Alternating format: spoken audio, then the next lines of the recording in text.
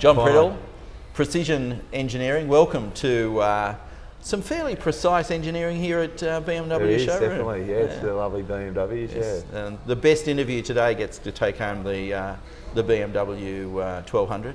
Right. So try hard. Oh well, don't Yes. worry. Brad is the judge, so we're not sure how this will work. Precision Engineering, second generation. Performance, actually. Performance. Yeah. Did I say precision? Yeah, precision. We are precision, but we also have performance there, so it's fine. Yeah. Third generation, a lot has changed. Yeah, definitely has. Your grandfather just passing. What do you think he's seen change most of it? Oh, well, especially in our industry, a lot of technology is what would have changed a lot for him. He hasn't been involved in the cut and thrust, or he wasn't involved in the cut and thrust of the business over the last 20 years. So he sort of missed that high pace that we've got in business now because of computers and emails and the laser ease, graphics and the ease of communication. So he was still, you send your telegrams and stuff out. So when he was heavily involved in business, but technology's come a long way, especially in the type of machinery that we use to do our work.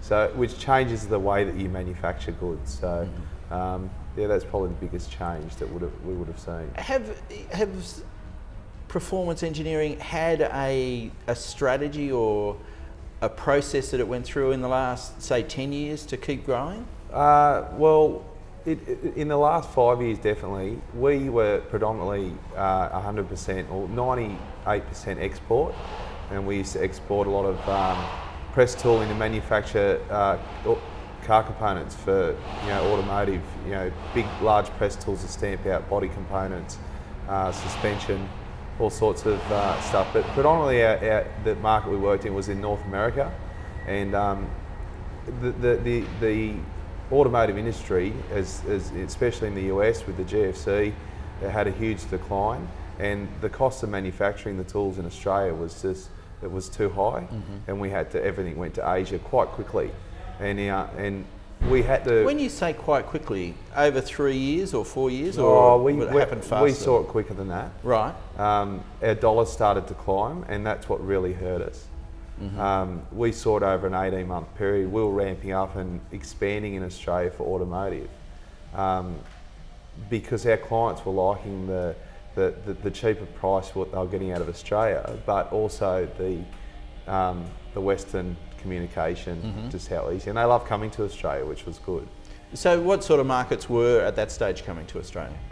Who was, Well, we were doing a lot of work for tier 1 suppliers in the States. Right. Which are companies that stamp for the OEMs. And they're the companies that were coming here, and there were some big organisations. Mostly out of the US, not Europe? Or US, yeah. Oh, right. Yeah, okay. we didn't work in the European market at all. Oh, right. Because they use a lot of the Eastern Bloc countries and stuff for their low cost. So yeah, when the automotive fell away, we had to diversify our business greatly and get back in a local market. And the biggest issue for us was we weren't known in Australia because we were all export for over a decade. And so it was basically like restarting a new business. And has that been successful? Has it been where you wanted to go? Yeah, definitely. It's been a challenge, and it's been a good challenge in getting out of an industry that we've worked in for so long, getting into different. It's a different style of business, a different pace, and it's just a completely different side of our industry that we never worked in. We started up quite a large fabrication area of our company, and we've got quite large equipment which allowed us to be quite versatile in how we did that work. And where are your clients now? In Australia? Or Yeah, all of our clients are in Australia now. The clients that we've retained overseas, we manage in a completely different company. And how does China fit into that mix for you now? Well, China's been good for us, the fact that we got in there, because we're doing projects for Australia in China as well, with the contacts and the resources we've got. How long have you had an office in China? Or since 2004. Okay. Yeah, so it's about 7 years now. Yeah. You can't rush China, can you? No, definitely not. No. China, we're lucky that we've got a good company over there, that we've got a good relationship with the owner. Look, their growth is just ridiculous. In the 7 years we've been there, they started with 300 employees. He's now got 1,800. You know, he's got sites all over China, and it's just growing. He's continually growing. We talk about building relationships with China, and it does take 7 years to get it evolved. Were there things you learned in building that relationship? Yeah, Chinese are very difficult to do business with when you first start doing business with them. It's all about relationships. You think you're doing business with them, but you haven't even started yet. And that's... What does that mean? Well, you think that you've got the relationship where it needs to be, and you think you're getting somewhere, and they haven't even, you're not even at that point where they're ready to sign up and do work with you. Right. And it takes a long time for them to get that trust. And once you get the trust with them, they're very loyal. But yeah, they're difficult people to work with at the beginning, but then we've found that through growing the relationships, that, you know, they've been fantastic to us. Some people have said to me it's about risk, and they're taking a risk with us, and we need to take a risk with them. Do you see that? Yeah. Well, I'm not sure what sort of risks they'd be taking with us. Yeah. You know, they need foreign currency coming into their businesses. I think they get a lot of subsidies from government if they're bringing foreign currency in, especially US dollars. They like the work that's coming from outside because they get a higher premium for it. So we take a risk with them 100% though. Yeah. And you've got to manage them properly. That's the biggest thing. And you've got performance engineering staff member there in China. Yeah. We've got a Chinese gentleman that worked for us in Australia for about 10 years. He grew up in Shanghai and relocated to Australia and worked for us. Then we've relocated him back to Shanghai, so he's happy he's living back there now. Yeah, that's an extraordinary mix. Yeah, it is. And it's lucky that we had that. Yeah. What's his role? Is he an engineer or? He's a tradesman. All right. He's not a qualified engineer, but he has those abilities to do engineering work, and he does more. It's more managing the relationship. So we do a lot of the project managing and that side of it here in Australia and in Canada. We've got a full-time staff in Canada, and then our Chinese guy in Shanghai, he manages the relationship. He's the middleman. Yeah. And the real man too, having Shanghai Chinese working with Shanghai Chinese right. would be a... Well, see, we don't think like Chinese people. They think differently to us. So he translates our way of thinking so they can understand exactly what we want. Because I think we can be quite abrasive to the Chinese. They see us as being quite abrasive, whether we feel we are or not. So yeah, he manages that part of it, which he's done well. So. And the Canadian operation, what happens there? Well, we just got to manage in the North American market in the automotive. We have a guy there that's on the ground full time. He does all the engineering, all that customer communication in their time zone, and then we work with him here in Australia. So we have a team of guys that work here doing the grunt work. So what's going to happen in the next 12 months? The economy will stay full of opportunities for those quick enough to move? Well, yeah, I'm not sure. I'm not as confident in local business as what I have been. The fortunate part that we've retained this automotive side is that we're seeing a lot more activity in automotive offshore, and we're seeing a decline in business here in Australia, especially in manufacturing, and especially in fabricated goods, which is a large part of our business. So the next 12 months, I think, is going to be a lot about survival for a lot of companies. And I think some of the people that have been treading water for a long time, hoping for the tide to come back in, are going to they're going to start falling by the wayside. Yeah. So will you see a movement of your intellectual property to overseas producers, do you think? Oh, well, what's left of it? Yeah. I think a lot of it's already gone there. But we try to, you try to keep as much of it here in Australia, but it's one of those unfortunate stories. If you can't beat them, you've got to join them. Otherwise, you're out of business. You know, our government. The biggest issue with manufacturing our industry in Australia is we don't have a huge capacity. So all the big projects go overseas because we can't build them quick enough here.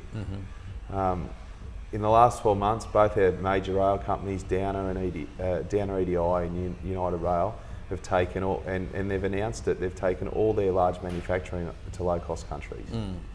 And they'll just be a servicing hub here in Australia. See, you've been recognised as an employer of apprentices. You've done some great work there. Does the government understand what's happening at the moment, do you think? We've always been disappointed in the government's view on manufacturing here in Australia. You know, we've seen some massive manufacturers in Australia and you know, move their operations overseas in the last 12 to 18 months, and it's continuing to happen, and that affects everyone. The government have put a lot more focus on apprentice training over the last couple of years, which has been good. We've got to have somewhere to put them, haven't we? We do. Yeah. Well, we're a large employer of apprentices. You know, we have 10 apprentices up there. You know, we've got 50 overall, including management, 50 staff. So 10 apprentices is a good portion of our people, and we've always been a large trainer. That's our contribution back to the industry. But it's harder and harder for companies to continue to train at a cost to them when the prices are getting squeezed more and more. So, will your production mix change? You've changed radically in the last 10 years, so you've proven that you can evolve. Are you looking for the next, I'm sure you are, the next opportunity, and where do you think it'll come from? Green energy has been a big driver for us. We've been looking in areas there. We had a large project with CSIRO last year, which in their heliostat development and the field that they're doing up in Newcastle. That was a good project for us. And we've had some other opportunities that have come from that. We're involved in a hybrid hydraulic technology for transport, for trucks. That we've been working on. This face is saying, what the hell's he talking about? What did you say? It's a hydraulic hybrid technology.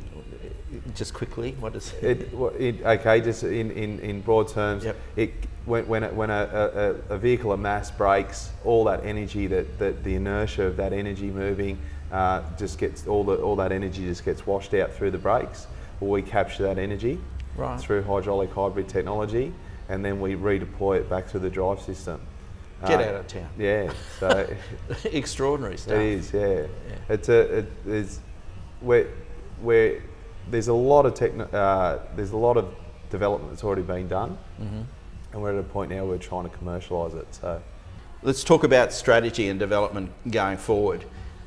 Do you have a formal approach to strategy development? Yeah, we do, and unfortunately at the moment it's changing so quickly. Strategy for the next 12 months is about survival. We don't have plans, unfortunately, of expansion at the moment. It's more about consolidation and getting more strength within our business so that we can, so we can get through the next 12 months. There's been a huge slowdown in the mining industry, which is a major part of our business. I think that you got all the taxes and stuff, the mining taxes that they're using as excuses in a lot of ways. They're just restructuring, and the feeling is that will sort of take a 6 to 8 month period, and then the projects will start to release. You've got to survive for 6 to 8 months, though. I think so, yeah. Which we're lucky we've got some longer term projects in place which no matter what will carry us through to that period. So the strategy is in a lot of respects there's a lot more focus on our customers and how we can work more within their business in middle management to understand what they want rather than just what the purchasing people want, and see what opportunities come with that. So yeah. Closer is good. We'll see you in 8 months' time and we'll talk more about it. Thanks, Mark. Thanks, John. Appreciate it.